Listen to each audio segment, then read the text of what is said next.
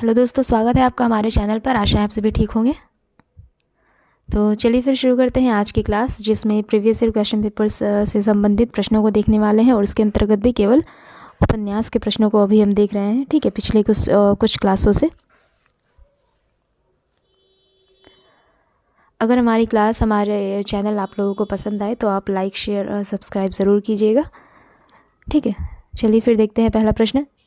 पहला प्रश्न है, वैद्य जी किस उपन्यास के पात्र है? वैद्य जी किस उपन्यास के पात्र है? तो राग दरबारी नामक उपन्यास के पात्र है। वैद्य जी राग दरबारी नामक उपन्यास के पात्र है। और राग दरबारी किनके द्वारा रचित है? श्री लाल शुक्ल। ठीक है, राग दरबारी श्री लाल शुक्ल द्वारा रचित एक उपन्यास है। श्री लाल शुक्ल को इस उपन्यास पर सन 1969 ईस्वी में श्रीलाल शुक्ल को इस उपन्यास पर सन 1969 ईस्वी में साहित्य अकादमी पुरस्कार से भी नवाजा जा चुका है। ठीक है, इसके अलावा यहाँ पे झूठा सच किनका उपन्यास है? तो यशपाल का उपन्यास है। झूठा सच यशपाल का उपन्यास है।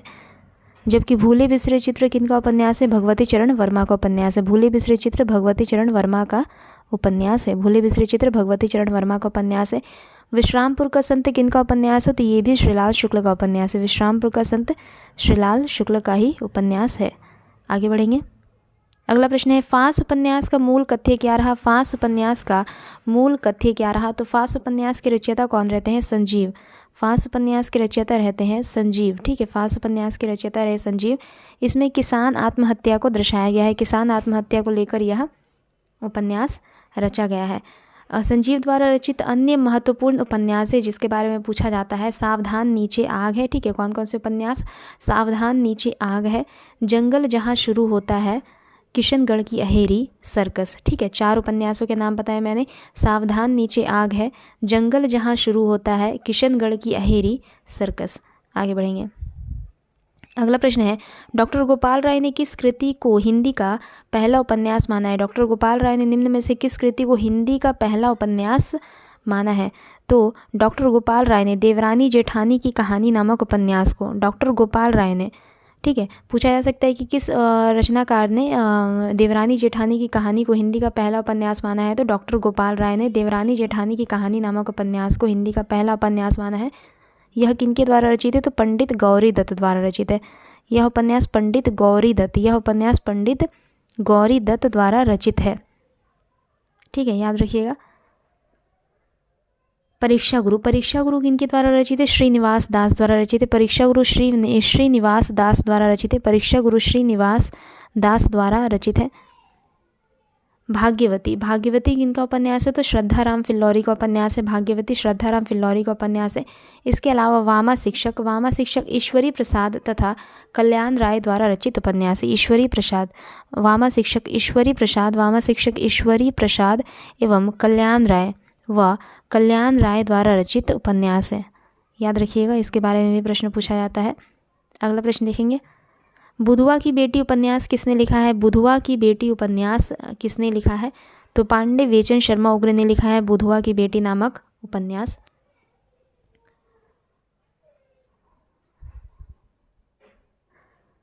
बुधवा की बेटी नामक उपन्यास अछूतोद्धार की समस्या को केंद्र में रखकर लिखा गया है। ठीक है, बुधवा की बेटी नामक उपन्यास किस विषय वस्तु को केंद्र में रखकर लिखा गया है? तो अछूतोद्धार की समस्या को केंद्र में रखकर लिखा गया है। चितकोबरा उपन्यास की लेखिका का नाम क्या रहा? चितकोबरा उपन्यास की लेखिका का नाम रहता है मृदुला गर्ग। चितकोबरा उपन्यास की लेखिका का नाम रहा मृदुला गर्ग। यह उपन्यास नारी पुरुषों के संबंधों और पुरुष प्रधान समाज विरोधी दृष्टिकोण पर आधारित है। ठीक है, नारी पुरुष के संबंधों तथा पुरुष प्रधान समाज के दृष्टिकोण पर आधारित है। पुरुष प्रधान समाज विरोधी, ठीक है, पुरुष प्रधान समाज विरोधी जो दृष्टिकोण है उस पर आधारित यह उपन्यास है चितकोबरा। आगे बढ़ते हैं। अगला प्रश्न है, निम्न में से कौन सा उपन्यास धर्मवीर भारती जी का नहीं है? निम्न में से कौन सा उपन्यास धर्मवीर भारती जी का नहीं है? तो चारु चंद्रलेख, सूरज का सातवां घोड़ा, प्रारंभ व समापन, 11 सपनों का देश, ये सभी उपन्यास जो है ये धर्मवीर भारती द्वारा रचित है, परंतु चारु चंद्रलेख यह धर्मवीर भारती जी द्वारा रचित नहीं है। ठीक है, चारु चंद्रलेख के रचयिता कौन रहते हैं? तो हजारी प्रसाद द्विवेदी जी। चारु चंद्रलेख के रचयिता रहते हैं हजारी प्रसाद द्विवेदी जी। आगे बढ़ेंगे।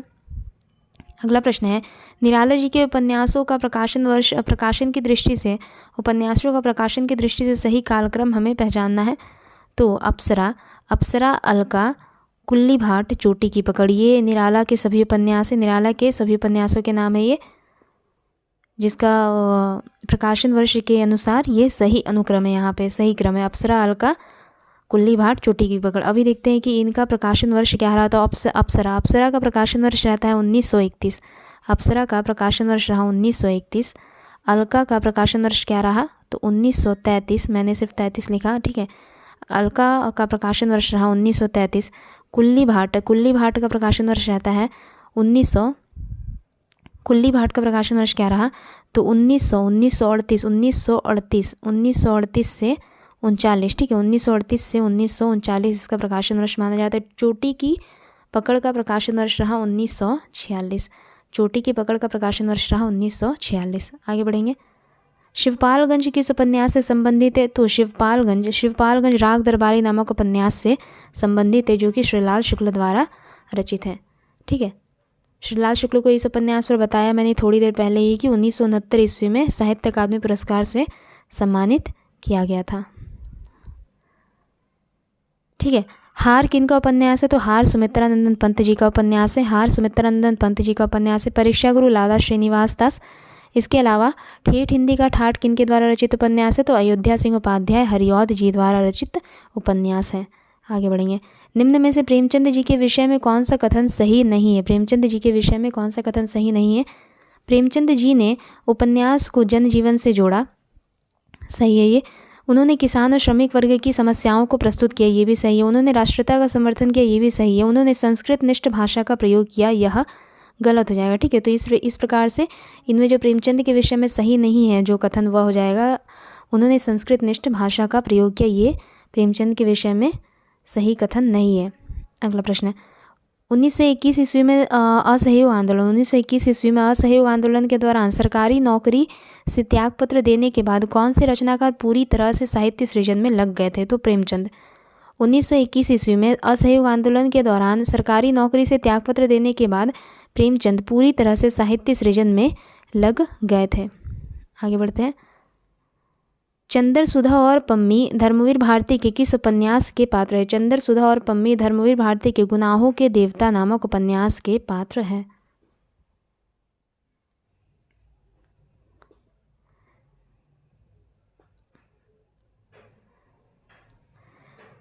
धर्मवीर भारती के, अच्छा यहाँ पे जितने भी उपन्यास है ये सभी धर्मवीर भारती जी के ही है। प्रारंभ व समापन, 11 स्वप्नों का देश, सूरज का 7वां घोड़ा, गुनाहों का देवता, ठीक है। आगे बढ़ेंगे। सोया हुआ जल उपन्यास की विषय वस्तु निम्नलिखित में से किसके साथ संबंधित है। सोया हुआ जल उपन्यास की विषय वस्तु निम्नलिखित में से किसके साथ संबंधित है, तो भिन्न भिन्न व्यक्तियों की कहानी, एक समय में ठहरे हुए यात्रियों की एक रात की कहानी, सामाजिक विसंगतियों का वर्णन, या फिर काशी का इतिहास। वह भी गलत है, यहाँ पे जो सही विकल्प है वह है एक समय में ठहरे हुए यात्रियों की एक रात की कहानी।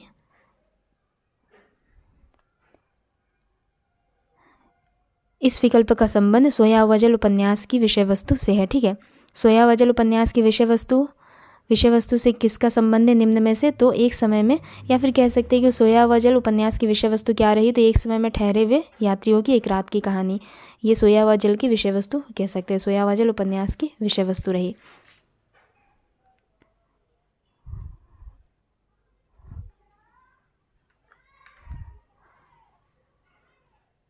सोया हुआ जल एक प्रतीकात्मक उपन्यास है। सोया हुआ जल एक प्रतीकात्मक उपन्यास है, ठीक है। इसकी रचयिता कौन रहते हैं, सोया हुआ जल उपन्यास के रचयिता कौन रहे, तो सर्वेश्वर दयाल सक्सेना। सोया हुआ जल उपन्यास के रचयिता रहते हैं सर्वेश्वर दयाल सक्सेना, ठीक है। सोया हुआ जल उपन्यास के रचयिता रहे सर्वेश्वर दयाल सक्सेना। अगला प्रश्न देखेंगे। चोटी की पकड़ की विधा क्या है। चोटी की पकड़ नामक एक उपन्यास विधा की रचना है। चोटी की पकड़ एक उपन्यास विधा की रचना है जिसके रचयिता रहते हैं, चोटी की पकड़ एक उपन्यास विधा की रचना है जिसके रचयिता कौन रहे, तो निराला, सूर्यकांत त्रिपाठी निराला जी इसके रचयिता रहते हैं। यह यथार्थवादी परंपरा की कृति है, ठीक है। इसे यथार्थवादी परंपरा की कृति कह सकते हैं। कौन सा उपन्यास पूरी तरह से किसान जीवन पर केंद्रित है निम्न में से, सेवा सदन, प्रेमाश्रम, कर्मभूमि, या फिर निर्मला। तो प्रेमाश्रम नामक उपन्यास पूरी तरह से किसान जीवन पर केंद्रित है और ये सभी उपन्यास मुंशी प्रेमचंद जी द्वारा रचित है। इस उपन्यास में, प्रेमाश्रम नामक उपन्यास में, औपनिवेशिक शासन के दौरान जमींदार और किसानों के संबंध का चित्रण किया गया। ठीक है, औपनिवेशिक शासन के दौरान जमींदार और किसानों के संबंध का चित्रण किया गया है इस उपन्यास में। गिरती दीवारें किनका उपन्यास है? तो गिरती दीवारें उपेंद्र नाथ अश्क जी का उपन्यास है। गिरती दीवारें उपेंद्र नाथ अश्क जी का उपन्यास है। इन्हें मध्य वर्ग का चितेरा उपन्यासकार भी कहा जाता है। उपेंद्र नाथ अश्क को क्या कहा जाता है? तो मध्य वर्ग का। उपेंद्र नाथ अश्क को मध्य वर्ग का चितेरा उपन्यासकार भी कहा जाता है। पर प्रश्न आ सकता है कि मध्य वर्ग का चितेरा उपन्यासकार किन्हें कहा जाता है? तो उपेंद्र नाथ अश्क जी को कहा जाता है। आगे बढ़ते हैं।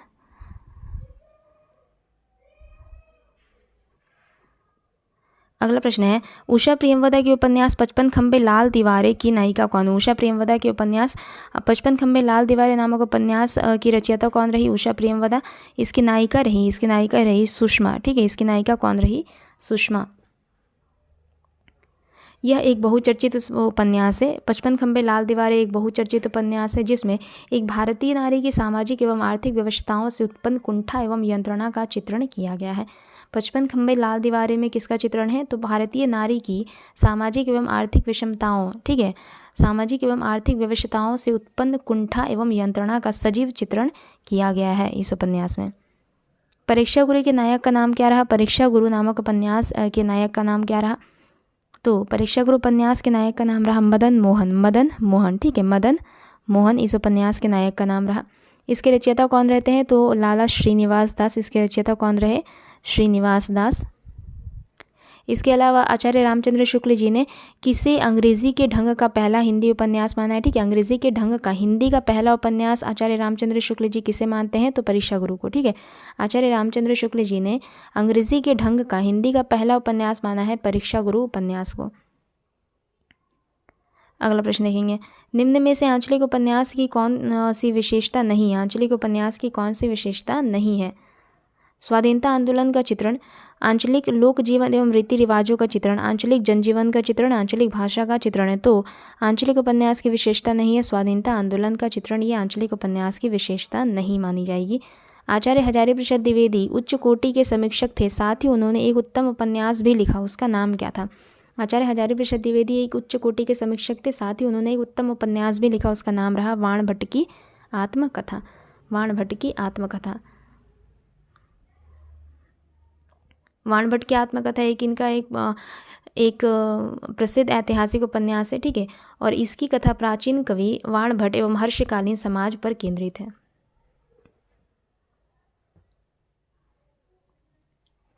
इसकी कथा, वाण भट्ट की आत्मकथा की कथा किस पर आधारित है? तो वाण भट्ट, प्राचीन कवि वाण भट्ट और हर्षकालीन समाज पर केंद्रित है इसकी कथा।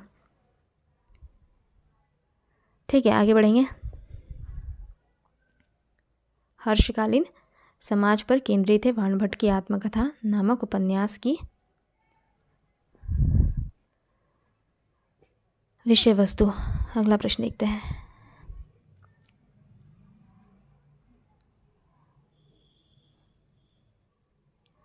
अगला प्रश्न है, निम्न में से किस उपन्यास में ईस्ट इंडिया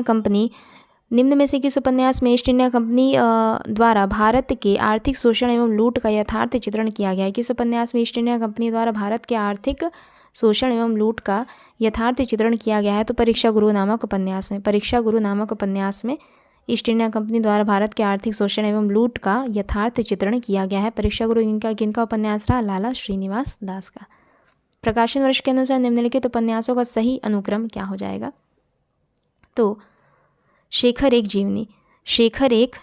ठीक है, शेखर एक जीवनी का प्रकाशन वर्ष क्या रहा? 1940। शेखर एक जीवनी का प्रकाशन वर्ष रहा 1940। 2 भागों में प्रकाशित है, जिसका पहला भाग का प्रकाशन वर्ष रहा 1940, दूसरे भाग का प्रकाशन वर्ष क्या रहा? 1944। दूसरे नंबर पर आ जाएगा वाण भट्ट की आत्मकथा। वाण भट्ट की आत्मकथा प्रकाशन वर्ष के अनुसार हमें इनका सही क्रम लगाना है। तो वाण भट्ट की आत्मकथा का प्रकाशन वर्ष रहा 1946। इसके बाद मैलाचल का प्रकाशन वर्ष रहा 1954। ठीक है, उसके बाद तमस का प्रकाशन वर्ष रहता है 1973। शेखर एक जीवनी के रचयिता रहे अज्ञे, काफ़ी बार सुना होगा आप लोगों ने। ठीक है, तमस के रचयिता कौन रहते हैं? भीष्म साहनी। तमस के रचयिता रहे भीष्म साहनी। वाणभट्ट की आत्मकथा के रचयिता कौन रहे? हजारी प्रसाद द्विवेदी जी। हजारी प्रसाद द्विवेदी जी। मैला आंचल फणीश्वर नाथ रेणु जी। शेखर एक जीवनी 1940 एवं 1944। वाणभट्ट की आत्मकथा 1946। मैला आंचल फणीश्वर नाथ रेणु द्वारा रचित है। प्रकाशन वर्ष क्या रहा? 1954। तमस 1973। अगला प्रश्न देखेंगे। यशपाल ने झूठा सच उपन्यास की केंद्रीय विषय यशपाल के झूठा सच उपन्यास का केंद्रीय विषय क्या रहा? यशपाल के झूठा सच उपन्यास का केंद्रीय विषय क्या रहा? विभाजन की त्रासदी, नारी की विवशता और शोषण, सांप्रदायिक दंगों की भयावहता, भारत छोड़ो आंदोलन। तो विभाजन की त्रासदी और सांप्रदायिक दंगों की भयावहता यह झूठा सच उपन्यास का केंद्रीय विषय रहा। अगला प्रश्न देखेंगे। निम्नलिखित में से कौन से उपन्यास अमृतलाल नागर द्वारा रचित नहीं है? कौन सा उपन्यास अमृतलाल नागर द्वारा रचित नहीं है? सीमाएं टूटती हैं, एकदा नैमिषारण्य, शतरंज के मोहरे, कथा कहो उर्वशी। ठीक है, एकदा नैमिषारण्य और शतरंज के मोहरे, एकदा नैमिषारण्य और शतरंज के मोहरे ये आपके अमृतलाल नागर द्वारा रचित है दोनों ही। परंतु सीमाएं टूटती हैं एवं कथा कहो उर्वशी, सीमाएं टूटती हैं उपन्यास के लेखक रहते हैं श्रीलाल शुक्ल। सीमाएं टूटती हैं उपन्यास के लेखक कौन रहे? श्रीलाल शुक्ल। सीमाएं टूटती हैं उपन्यास के लेखक रहे श्रीलाल शुक्ल। एवं कथा कहो उर्वशी नामक उपन्यास के रचयिता रहते हैं देवेंद्र सत्यार्थी। कथा कहो उर्वशी नामक उपन्यास के रचयिता कौन रहे? देवेंद्र सत्यार्थी। कथा कहो उर्वशी नामक उपन्यास के रचयिता रहे देवेंद्र सत्यार्थी। ठीक है, आगे बढ़ेंगे। प्रकाशन वर्ष के अनुसार इन उपन्यासों का सही अनुक्रम क्या हो जाएगा? तो प्रकाशन वर्ष के अनुसार इन उपन्यासों का सही अनुक्रम हो जाएगा झूठा सच। झूठा सच का प्रकाशन वर्ष रहा 1958। ठीक है, 1958। इसके भी दो भाग रहे। 1958 पहला भाग प्रकाशित हो 1958 में, दूसरा भाग प्रकाशित होता है 1960 में। ठीक है, दूसरा भाग 1960 में प्रकाशित होता है। उसके बाद राग दरबारी का प्रकाशन वर्ष रहा 1968। राग दरबारी का प्रकाशन वर्ष क्या रहा? 1968। उसके बाद मानस का हंस का प्रकाशन वर्ष रहा 1972 एवं जिंदगी नामा का प्रकाशन वर्ष रहता है 1979। ठीक है, झूठा सच का पहला भाग कब प्रकाशित हो? 1958 और 1960 दूसरा भाग प्रकाशित हो। पहला भाग 1958 में, दूसरा भाग 1960 में। रचयिता कौन रहते हैं? तो यशपाल रहते हैं, झूठा सच नामक उपन्यास के रचयिता। उसके बाद राग दरबारी का प्रकाशन वर्ष रहा 1978। रचयिता कौन रहे इसके? श्रीलाल शुक्ल। राग दरबारी के रचयिता रहते हैं श्रीलाल शुक्ल। इसके बाद मानस का हंस का प्रकाशन वर्ष रहा 1972। रचयिता कौन रहे? अमृतलाल नागर। मानस का हंस के रचयिता अमृतलाल नागर। जिंदगी नामा 1979। रचयिता रहे कृष्णा सोबती। रचयिता कौन रही? कृष्णा सोबती। आगे बढ़ेंगे।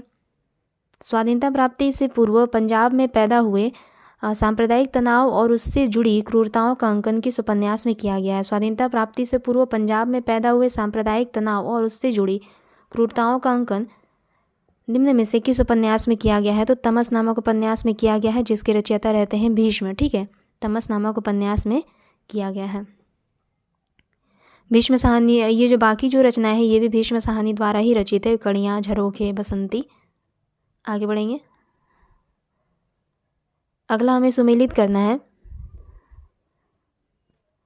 कि उपन्यास में किस स्थान का चित्रण है। ठीक है, लाहौर से कौन सा उपन्यास संबंधित है? लाहौर जगह से कौन सा उपन्यास संबंधित है? तो झूठा सच। ठीक है, झूठा सच नामक उपन्यास में लाहौर का चित्रण है। लाहौर स्थान को केंद्र बनाया गया है। शिवपालगंज किस उपन्यास का केंद्र बिंदु है? शिवपालगंज।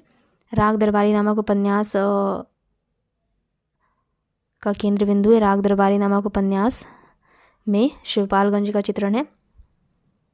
कान्य कुब्जे किस उपन्यास से संबंधित है? कान्य कुब्जे जगह किस उपन्यास से संबंधित है? तो वाणभट्ट की आत्मकथा में कान्य कुब्ज नामक स्थान से संबंधित चित्रण किया गया है। ठीक है, अमृतसर उसने कहा था, अमृतसर से संबंधित उपन्यास उसने कहा था। ठीक है, लाहौर, झूठा सच, शिवपालगंज, राग दरबारी, कान्य कुब्ज, वाणभट्ट की आत्मकथा, अमृतसर उसने कहा था। आगे बढ़ेंगे। अगला भी सुमेलित करना है हमें कि किस उपन्यास की विषय वस्तु क्या रही। ठीक है, उपन्यासों की विषय वस्तु क्या रही, देखते हैं। दलित जीवन। दलित जीवन किस उपन्यास की विषय वस्तु रही? तो धरती धन्ना अपना। दलित जीवन किस उपन्यास की विषय वस्तु रही? धरती धन्ना अपना। राजनीतिक बोध। राजनीतिक बोध तमस नामक उपन्यास की विषय वस्तु रही। राजनीतिक बोध तमस नामक उपन्यास की विषय वस्तु रही। जीवनी परक उपन्यास निम्न में से कौन सा है? तो मानस का हंस। मानस का हंस एक जीवनी परक उपन्यास है। आत्मकथात्मक शैली शेखर एक जीवनी। ठीक है, दलित जीवन धरती धन्ना अपना, राजनीतिक बोध तमस, जीवनी परक उपन्यास मानस का हंस, आत्मकथात्मक शैली शेखर एक जीवनी, दलित जीवन धरती धन्ना अपना। आगे बढ़ते हैं। मैत्री पुष्पा के किस उपन्यास में ब्रज क्षेत्र के जीवन यथार्थ का चित्रण किया गया है? मैत्री पुष्पा के निम्न में से किस उपन्यास में ब्रज क्षेत्र के जीवन यथार्थ का चित्रण किया गया है? तो चाक नामक उपन्यास में। सभी उपन्यास मैत्री पुष्पा द्वारा रचित है, परंतु चाक उपन्यास में ब्रज क्षेत्र के जीवन यथार्थ का चित्रण किया गया है। आगे बढ़ते हैं। प्रकाशन वर्ष के अनुसार कृष्णा सोबती के उपन्यासों का सही अनुक्रम क्या हो जाएगा? कृष्णा सोबती के उपन्यास है ये सभी, इनका प्रकाशन वर्ष के अनुसार हमें सही क्रम लगाना है। तो मित्रों मरजानी, ठीक है, मित्रों मरजानी का प्रकाशन वर्ष क्या रहा? 1967। मित्रों मरजानी का प्रकाशन वर्ष रहा 1967। इसके बाद सूरजमुखी अंधेरे के, सूरजमुखी अंधेरे के का प्रकाशन वर्ष रहा 1972। 1972। ए लड़की, ए लड़की का प्रकाशन वर्ष रहता है 1991। ए लड़की का प्रकाशन वर्ष रहा 1991। समय सरगम का प्रकाशन वर्ष रहता है, समय सरगम का प्रकाशन वर्ष रहता है 2000। ठीक है, 2000। इसके अलावा सन 1980 ईस्वी में, सन 1980 ईस्वी में कृष्णा सोबती को, सन 1980 ईस्वी में कृष्णा सोबती को जिंदगी नामा नामक उपन्यास के लिए, सन 1980 ईस्वी में कृष्णा सोबती को जिंदगी नामा नामक उपन्यास के लिए कौन सा पुरस्कार प्रदान किया गया? तो साहित्य अकादमी पुरस्कार प्रदान किया गया। ठीक है, साहित्य अकादमी पुरस्कार से नवाजा गया कृष्णा सोबती को जिंदगी नामा नामक उपन्यास के लिए। कब? तो सन 1980 ईस्वी में। आगे बढ़ते हैं। अगला प्रश्न है, जगदीश चंद्र कृत उपन्यास धरती धन्ना अपना, जगदीश चंद्र द्वारा रचित उपन्यास धरती धन्ना अपना की अंतर्वस्तु निम्नलिखित में से किस विषय पर आधारित है? धरती धन्ना अपना की अंतर्वस्तु निम्नलिखित में से किस विषय पर आधारित है? पंजाब की ग्रामीण पृष्ठभूमि में दलित जीवन की कथा, देश विभाजन के बाद पंजाबी शरणार्थियों की समस्या, वायलिन और बंदूक, संगीत और युद्ध का द्वंद्व, युद्ध और प्रेम, युद्ध और प्रेम। तो जगदीश चंद्र द्वारा रचित धरती धन्ना अपना की अंतर्वस्तु इनमें से किस विषय पर आधारित है? तो पंजाब की ग्रामीण पृष्ठभूमि में दलित जीवन की कथा पर आधारित है। ठीक है, पंजाब की ग्रामीण पृष्ठभूमि में दलित जीवन की कथा का चित्रण किया गया है धरती धन्ना अपना नामक उपन्यास में, जो कि जगदीश चंद्र द्वारा रचित है। जगदीश चंद्र एक प्रगतिवादी उपन्यासकार रहे। धरती धन्ना अपना का प्रकाशन वर्ष क्या रहा? तो सन 1972 ईस्वी। धरती धन्ना अपना का प्रकाशन वर्ष रहा सन 1972 ईस्वी। अगला प्रश्न है, उपन्यास का मोटापा उसके स्वभाव पर वैसा ही असर डालता है जैसे मनुष्यों का मोटापा। यह कथन किस इतिहासकार का है? तो यह कथन है डॉक्टर बच्चन सिंह का। उपन्यास का मोटापा उसके स्वभाव पर वैसा ही असर डालता है जैसे मनुष्यों का मोटापा। यह कथन डॉक्टर बच्चन सिंह का है। एक ही कथानायक चेतन उपेंद्रनाथ के कई उपन्यासों का केंद्रीय पात्र है। उनके किस उपन्यास का नायक चेतन नहीं है? ठीक है, एक ही कथानायक चेतन उपेंद्रनाथ अश्क के कई उपन्यासों का केंद्रीय पात्र है, परंतु निम्न में से किस उपन्यास का नायक चेतन नहीं है? गिरती दीवारें, शहर में घूमता आईना, गर्मराख, एक नन्ही कंदील। तो गर्मराख नामक उपन्यास का नायक नहीं है चेतन गर्मराख नामक उपन्यास का नायक नहीं है। ठीक है, गर्मराख उपन्यास का प्रमुख पात्र कौन रहा? तो जगमोहन। गर्मराख नामक उपन्यास का प्रमुख पात्र रहा जगमोहन। ठीक है, जगमोहन। आगे बढ़ेंगे। जबकि बाकी तीनों उपन्यासों का नायक रहा चेतन। प्रेम कहानी में उठने वाले सामाजिक अवरोधों की पृष्ठभूमि पर लिखा गया उपन्यास निम्न में से कौन सा है? नीलू नीलिमा नीलोफर, भीष्म साहनी। भीष्म साहनी द्वारा रचित नीलू नीलिमा नीलोफर सामाजिक अवरोधों की पृष्ठभूमि पर लिखा गया, प्रेम कहानी में उठने वाले सामाजिक अवरोधों की पृष्ठभूमि पर लिखा गया उपन्यास है नीलू नीलिमा नीलोफर, जो कि भीष्म साहनी द्वारा रचित है। इसका प्रकाशन वर्ष क्या रहता है? 2000। इसका प्रकाशन वर्ष रहा 2000। आगे बढ़ेंगे। अगला प्रश्न है, ग्लोबल गांव के देवता उपन्यास में सर्वोच्च देवलोक किसे कहा गया है? न्यूयॉर्क को। ग्लोबल गांव के देवता नामक उपन्यास में सर्वोच्च देवलोक न्यूयॉर्क को कहा गया है। यह किनका उपन्यास है? तो रणेंद्र का उपन्यास है। ग्लोबल गांव के देवता किनका उपन्यास है? रणेंद्र का उपन्यास है। ठीक है, रणेंद्र का उपन्यास है। यह उपन्यास 2009 में प्रकाशित हुआ। इस उपन्यास का प्रकाशन वर्ष क्या रहा? 2009 रहा। ग्लोबल गांव के देवता के माध्यम से रणेंद्र ने असुर आदिवासी समाज के जीवन तथा दुर्दशा का चित्रण किया है। ग्लोबल गांव के देवता नामक उपन्यास के माध्यम से रणेंद्र ने असुर आदिवासी समाज के जीवन एवं उनकी दुर्दशा का चित्रण किया है। ठीक है, आगे बढ़ते हैं। आज का अंतिम प्रश्न है, निम्न में से कौन सा सुमेलित नहीं है? प्रभा खेतान अपने अपने चेहरे सही है। नासिरा शर्मा ठीकरे की मंगनी सही है। सूर्यबाला अग्निपंखी यह भी सही है। मृदुला गर्ग एक ज़मीन अपनी यह गलत है। एक ज़मीन अपनी मृदुला गर्ग की रचना नहीं है। मृदुला गर्ग द्वारा रचित उपन्यास नहीं है, बल्कि यह चित्रा मुदगल द्वारा रचित उपन्यास है। ठीक है, एक ज़मीन अपनी चित्रा मुदगल, एक ज़मीन अपनी चित्रा मुदगल द्वारा रचित उपन्यास है। तो आज की क्लास को हम यहीं पे समाप्त करते हैं। अगर आप लोगों को क्लास हमारी अच्छी लगती है तो कृपया करके लाइक, शेयर और सब्सक्राइब ज़रूर करके जाएं। और अगर किसी प्रकार की कोई परेशानी है, कोई दिक्कत है, कहीं पे कोई डाउट हो, किसी प्रकार का कोई सजेशन हो, तो वह भी आप हमें कमेंट बॉक्स में देकर जाएं। ठीक है, चलते हैं फिर अगले क्लास में जल्दी मिलेंगे। धन्यवाद।